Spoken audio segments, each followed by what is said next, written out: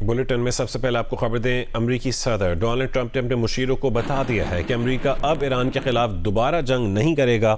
अखबार ने यह दावा भी किया है कि सदर ट्रंप ने मुशीरों से कहा है कि जब तक ईरान की जानिब से अमरीकी फौजियों को निशाना नहीं बनाया जाता दोबारा जंग नहीं होगी। रिपोर्ट के मुताबिक ट्रंप इंतजामिया सिफारती हल को तरजीह दे रही है, जंग को मजीद फैलाना नहीं चाहती। दूसरी जानिब अमरीकी ऐवान नुमाइंदगान ने ईरान जंग के मामले पर ट्रंप के इख्तियारात महदूद करने की करारदाद मंजूर कर ली है। करारदाद के हक में 215 और मुखालफत में 208 वोट आए। करारदाद डेमोक्रेट्स की जानिब से पेश की गई थी, लेकिन 4 रिपब्लिकन अरकान ने भी डेमोक्रेट्स का साथ दिया। करारदाद के तहत ईरान के खिलाफ जंगी कार्रवाई कांग्रेस की मंजूरी के बगैर नहीं की जा सकेगी।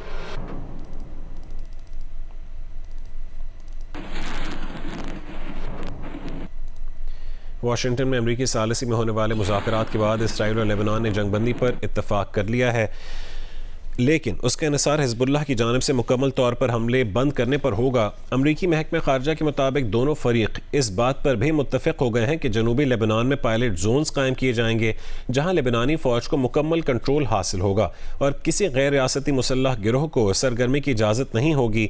मुश्तरका बयान में कहा गया कि जंगबंदी के लिए हिजबुल्लाह के हमलों का मुकम्मल खात्मा और जनूबी लेबनान से उसके जंगजुओं का इनखला ज़रूरी होगा।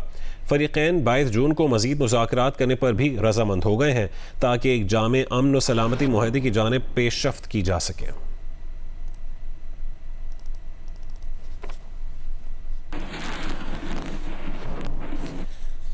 लेबनान से मुतालिक मुतालबात मनवाने के लिए अमरीकी सदर डोनाल्ड ट्रंप ने नेतन्याहू की अहलिया सारा पर दबाव डाला। इसराइली कारोबारी शख्सियत का दावा है कि इसराइली मीडिया रिपोर्ट्स के मुताबिक नेतन्याहू के करीबी समझे जाने वाली कारोबारी शख्सियत रोनी ने दावा किया है कि ट्रंप ने सारा नेतन्याहू पर दबाव डालकर अपने मुतालबात मनवाए। ट्रंप ने सारा को खबरदार किया कि अगर लेबनान से मुतालिक अमरीकी मुतालबात तस्लीम न किए तो उनके शौहर को जेल का सामना करना पड़ सकता है, जबकि उनके बेटे को अमरीका से बेदखल और ख़ानदान के अमरीकी असासे मुंजमद किए जा सकते हैं। रोनी के मुताबिक ट्रंप ने सारा नेतन्याहू को ये यकीन दहानी भी कराई कि अगर नेतन्याहू आइंदा इंतखाबात हार जाते हैं तो उनके ख़ानदान के अफराद को अमरीका में पनाह दी जा सकती है। दावा किया कि सारा नेतन्याहू ने ट्रंप से कहा है कि वो उनके साथ हैं और नेतन्याहू पर चीखी चिल्लाई, जिसके बाद नेतन्याहू ने ट्रंप से राबता करके लेबनान से मुतालिक अमरीकी मौक़िफ़ पर रज़ामंदी ज़ाहिर की। ताहम इन दावों की आज़ाद ज़राए से तस्दीक नहीं हुई और न ही अमरीकी या इसराइली हुक्काम ने उनकी बाज़ाब्ता तौसीक की है।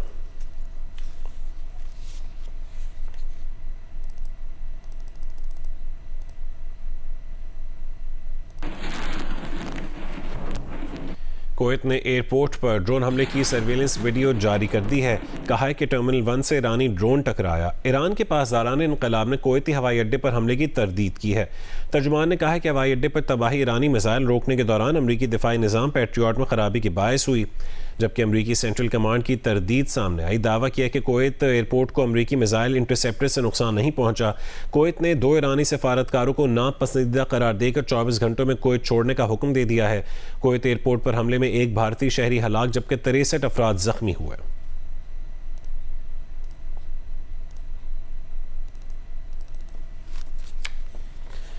गजा सिटी में इसराइली फ़ज़ाई हमलों में 8 फ़लस्तीनी शहीद और मुतादिद ज़ख्मी हो गए। फ़लस्तीनी सिविल डिफेंस के तर्जुमान महमूद बसल के मुताबिक अलसुबह होने वाले हमलों में रिहायशी इमारतों को निशाना बनाया गया, जबकि अल शाती पनाह गुज़ीन कैंप में भी एक फ़लस्तीनी शहीद हुआ। अरब मीडिया के मुताबिक मुतासर मकाम पर शदीद आग भड़क उठी। रिहायशी अपार्टमेंट्स में फंसे बच्चों, ख़वातीन और बुजुर्गों समेत कई अफराद को निकाला गया। मुतादिद अफराद आग से झुलस कर ज़ख्मी हुए। फ़लस्तीनी गवर्नमेंट मीडिया ऑफिस का कहना है कि गुज़श्ता साल अक्टूबर में जंगबंदी के नफाज के बाद से अब तक इसराइल 3000 से ज़ायद जंगबंदी खिलाफ वर्जियाँ कर चुकी है, जिसके नतीजे में 900 फ़लस्तीनी शहीद और 2000 से ज़्यादा ज़ख्मी हो चुके हैं।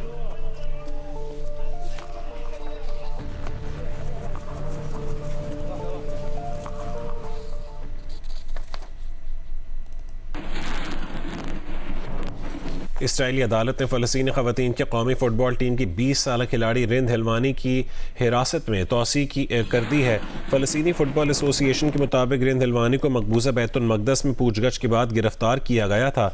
इसराइली फ़ौज ने दहशतगर्द सरगर्मियों की हिमायत और दीगर मुतालिका सरगर्मियों में मुलव्वस होने के शुबे में साबिक़ कौमी फ़ुटबॉलर नैटली और 3 दीगर फ़लस्तीनी ख़वातीन को भी मकबूजा मगरबी किनारे से गिरफ्तार किया है। फ़लस्तीनी फ़ुटबॉल एसोसिएशन ने गिरफ्तारियों को फ़लस्तीनी खिलाड़ियों को मुनज़्ज़म तरीके से निशाना बनाने की पॉलिसी करार दे दिया। फ़लस्तीनी कैदियों के हुकूक़ की तंजीम प्रिजनर्स क्लब के मुताबिक इस वक्त इसराइली जेलों में 89 ख़वातीन कैद हैं, जिनमें 3 कम उम्र लड़कियाँ और 3 हामला ख़वातीन भी शामिल हैं।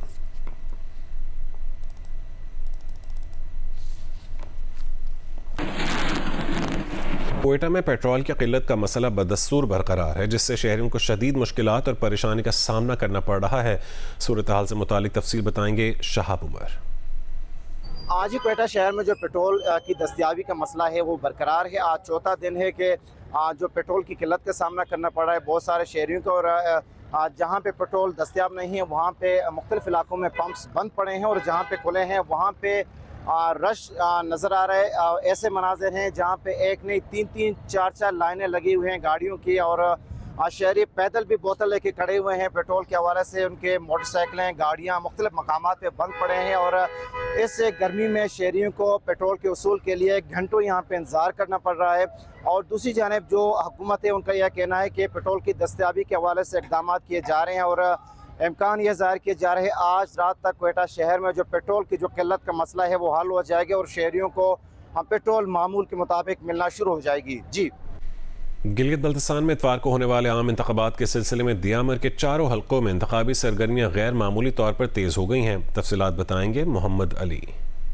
गिलगित बल्तिस्तान कानूनसाज कौंसल 2026 के सिलसिले में दियामर के चारों हलकों GBA 15, GBA 16, GBA 17, GBA 18 सियासी सरगर्मियाँ उरूज पर पहुँच चुकी हैं। मुख्तलिफ सियासी जमातें और आज़ाद उम्मीदवारों की जानिब से अवामी राब्ता मुहिम कार्नर मीटिंग से निकाली जा रही हैं। इन हलकों में वोटर्स की जो तादाद है वो भी तकरीबन काफ़ी ज़्यादा है। दियामर कबाजी तर्ज का इलाका होने की वजह से पूरे खित्ते में नुमाया अहमियत रखता है। इन हलकों के नताइज पूरे गिलगित बल्तिस्तान की नजरें लगी हुई हैं।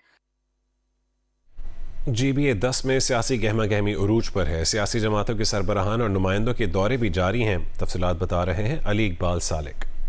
GBA 10 हल्के नंबर 4 में मौजूद है। यहाँ पर जो सियासी गहमा गहमी है उसने बड़ा उरूज पकड़ा है। जो मुख्तलिफ सियासी पार्टियाँ हैं वो अपना मंशूर का भी ऐलान कर रही है, तो वहीं वो मुख्तलिफ जलसे भी कर रही है। सियासी टेम्परेचर है वो दिन ब दिन जो है ना तेज़ होता जा रहा है। अवाम ये कहते हैं कि ये जो इलेक्शन है उन इससे जो जीतने वाला नुमाइंदा है उससे ये एक्सपेक्ट कर रहे हैं कि वो मेरिट, खुशहाली, तालीम, तरक्की और इंफ्रास्ट्रक्चर के ऊपर वो काम करे। तो इससे इस वक्त यहाँ पर जो मुख्तलिफ सियासी पार्टियों के जो दफातर है उसमें भी कारकुन जो है ना बड़े पुरजोश नज़र आ रहे हैं।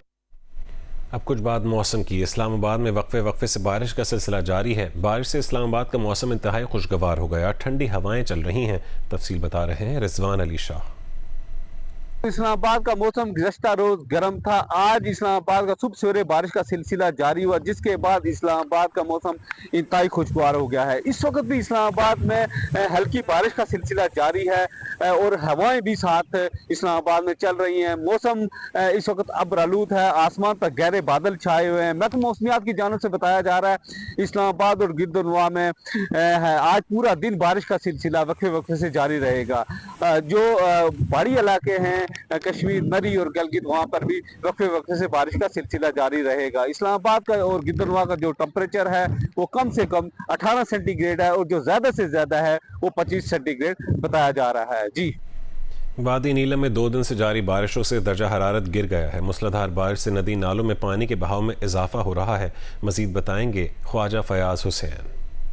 वादी नीलम समेत बलाई इलाकों में गरज चमक के साथ आज दूसरे रोज भी तेज की हल्की बारिश का सिलसिला वक्फे से जारी है। मूसलाधार बारिशों से दरिया नीलम समेत नदी नालों में पानी का बहाव तेज है। मैं इस वक्त मौजूद हूँ जिले हेडक्वार्टर हुकाम जहाँ रिमझिम बरसने का सिलसिला जारी है। मौसम खुशगवार है, ठंडी हवाएं चल रही है। महकमा मौसमियात के मुताबिक बारिश और बाद बारिश का ये सिलसिला वक्फे से 8 जून तक जारी रहने का इम्कान है, जबकि फ्लैश फ्लडिंग और लैंड स्लाइडिंग के खतरात के पेश नज़र SDM ने शहरियों को बारिश के दौरान गैर जरूरी सफर से इज्तनाब करने की हदायत जारी की है।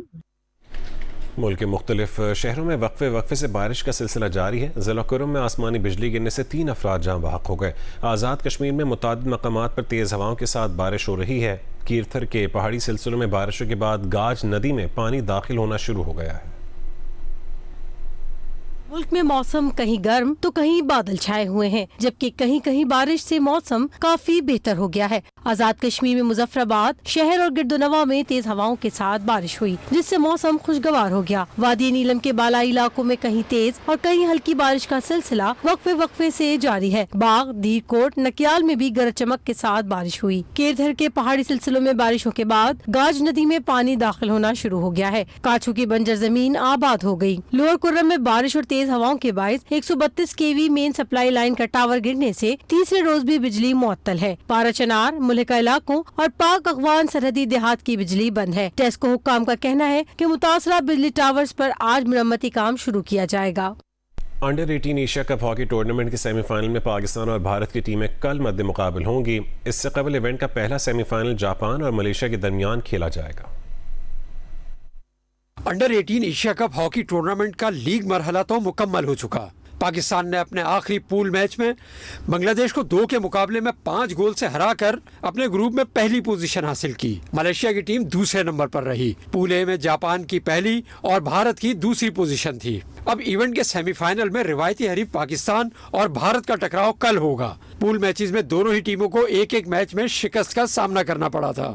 जुमे को इवेंट के पहले सेमीफाइनल में जापान और मलेशिया की टीमें मद्दे मुकाबिल होंगी। वफाकी आईनी अदालत ने करार दिया है कि हाई कोर्ट ना सुप्रीम कोर्ट के मातहत है, ना ही वफाकी आईनी अदालत के। वफाकी आईनी अदालत का ये अहम फैसला जस्टिस आमिर फारूक ने तहरीर किया है। वफाकी आईनी अदालत इस्लामाबाद हाई कोर्ट को केस जल्द निपटाने की हिदायत की इस्तदा की है। मजीद तफसील जानेंगे नुमाइंदा खुसूसी अब्दुल क़य्यूम सिद्दीकी से। बताइएगा अब्दुल क़य्यूम सिद्दीकी, क्या तफसील है इस खबर की? ये एक मुकदमा है जिसमें वफाकी आईनी अदालत से इस्लामाबाद हाई कोर्ट को केस जल्द निपटाने की हिदायत के हवाले से इस्तदा की गई थी।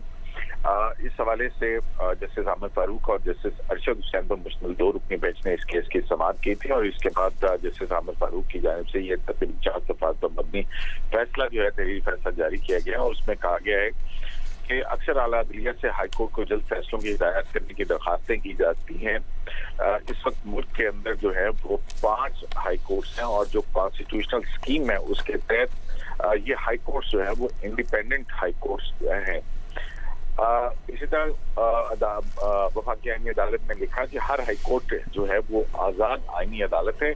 हाई कोर्ट ना सुप्रीम कोर्ट के मातहत है और ना ही वफाकी आईनी अदालत के मातहत है।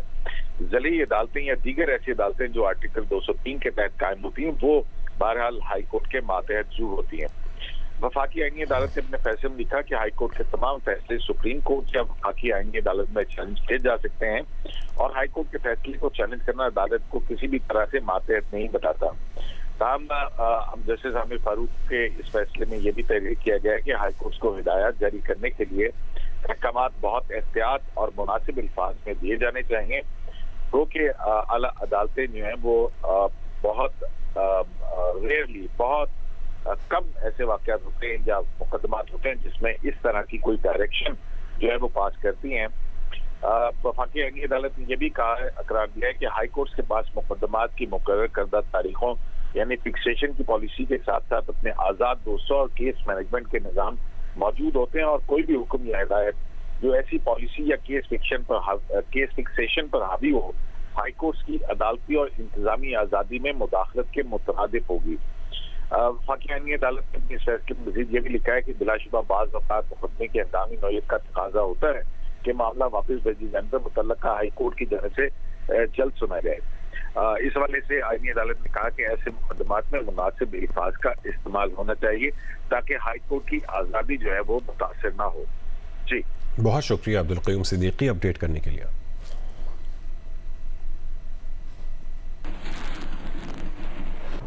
ईरानी वज़ीर ख़ारजा अब्बास अराग़ची ने कहा है कि हमारी अस्करी पोजीशन पहले से ज़्यादा मजबूत हुई है। ईरान के खबर रसां इदारे के मुताबिक अब्बास अराग़ची ने कहा है कि तनाज़े के दौरान भी ईरान हथियारों की पैदावार बरकरार रखने में कामयाब रहा, लिहाजा जितनी देर भी ज़रूरत पड़ी हमारे पास जंग को जारी रखने की सलाहियत मौजूद है। ताहम इसका ये मतलब नहीं कि हम जंग चाहते हैं। सिंध के मुख्तलिफ अजला में मंगल की रात मिट्टी के तूफान के सबब जाम शोरों के इलाके भान सईदाबाद के करीब गिरने वाले हाई वोल्टेज टावर से ग्रिड और 3 फीडर्स को बिजली की सप्लाई बहाल नहीं हो सकी। हेस्को तर्जुमान का दावा है कि बाकी तमाम फीडर्स पर बिजली बहाल कर दी गई है। हेस्को तर्जुमान के मुताबिक सेवन के करीब भान सईदाबाद के हाई वोल्टेज टावर की मुरम्मत का काम जारी है। काम मुकम्मल होते ही टावर से मुंसलिक ग्रिड और 3 फीडर्स पर बिजली बहाल हो जाएगी। इससे कबल रात गए सेवन के ही इलाके शालमानी के करीब गिरने वाले टावर से 2 ग्रिड्स की बिजली बहाल की जा चुकी है। इसके अलावा हेस्को रीजन में तूफान के सबब बंद होने वाले तमाम फीडर्स पर बिजली की सप्लाई बहाल की जा चुकी है। भान सईदाबाद के करीब टावर से जल्द बिजली बहाली के लिए कोशिशें जारी हैं।